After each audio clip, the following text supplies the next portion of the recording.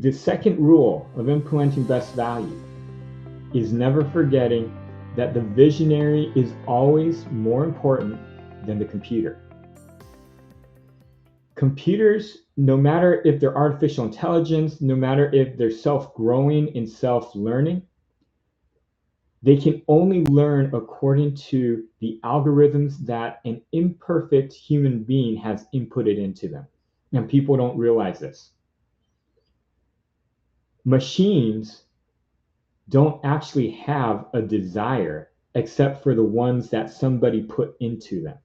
And that is a big issue that people don't realize with AI is, yes, it can learn, but it only can learn according to what it's been programmed. And it can only take information as it was taught to take it in. So computers can actually miss, artificial intelligence can actually miss quite a bit if it's not programmed right. It's limited. Now, one of the examples in real life that actually shows us quite a bit, it is in a movie called The Imitation Game. And if you've ever heard of the man by the name of Alan Turing, I don't know if anyone has seen this, but Alan Turing, real life person, he was a genius. He was a mathematician in the UK. And basically this guy was a puzzle solver. And he was known to be the best puzzle solver in the UK. And they needed to break the Nazi code. Now, the amazing part about this is the Nazi code, when they send their telegraphs and they code them, well, he didn't know German.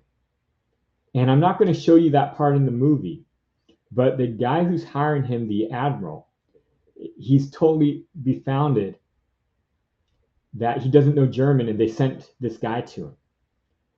But what they're trying to break is what they call the Enigma. The Enigma machine was the toughest encryption device to crack. And the Nazis used it. It had 158 quintillion possible settings. So in order to break this thing, you had to go through hundreds and hundreds and hundreds of millions of different combinations because of how it worked. And the Germans would reset that every day at midnight. So The Imitation Game is a movie on it. And I had Joe take some of the parts. And so what you're going to see is how they figured out how to decode this enigma. Because Alan is known for making the Turing device, which is basically a machine, the early computer. And all it would do is run different combinations through it. But the issue was there's too many combinations for it to run through.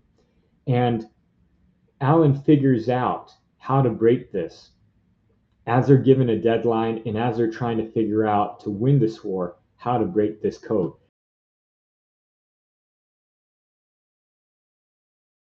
But why did Alan not help the other code breakers in the group?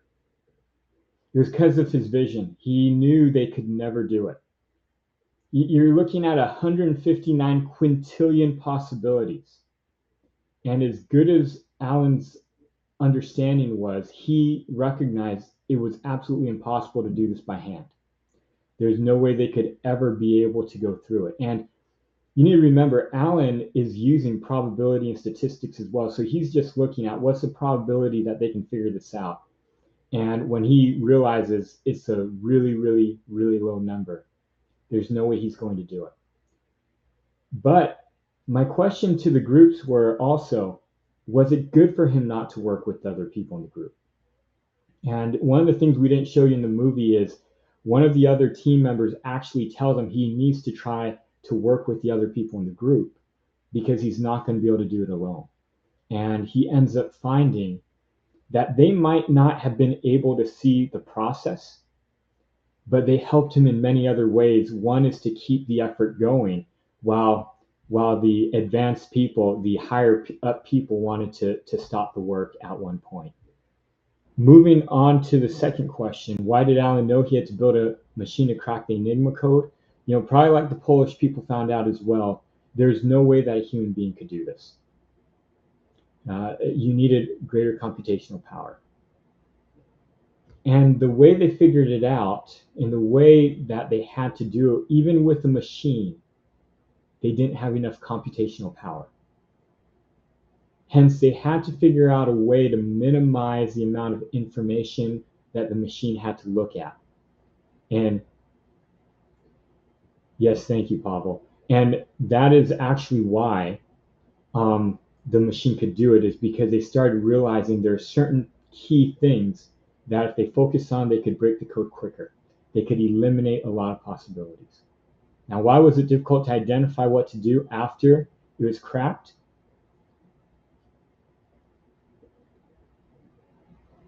Yes. Oh, yes. Thank you, Wendy and Jacob. It would make sense.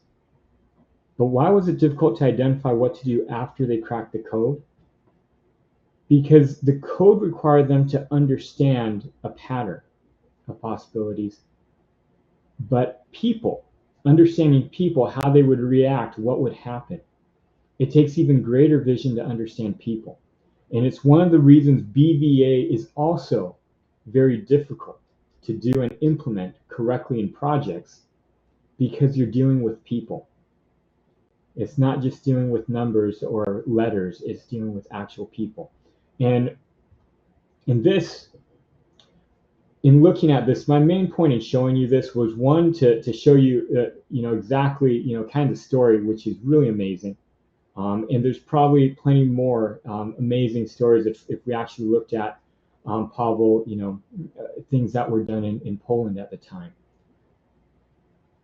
But it's always important to remember that the visionary is more important than the automation or the actual computer. Even in the from the very beginning, and even now, it's the people that have to figure out exactly what to do with the machines. If the people cannot figure that out, it's very difficult to be able to move on, to be able to actually see into the future. You have to know how to use it and exactly what to do.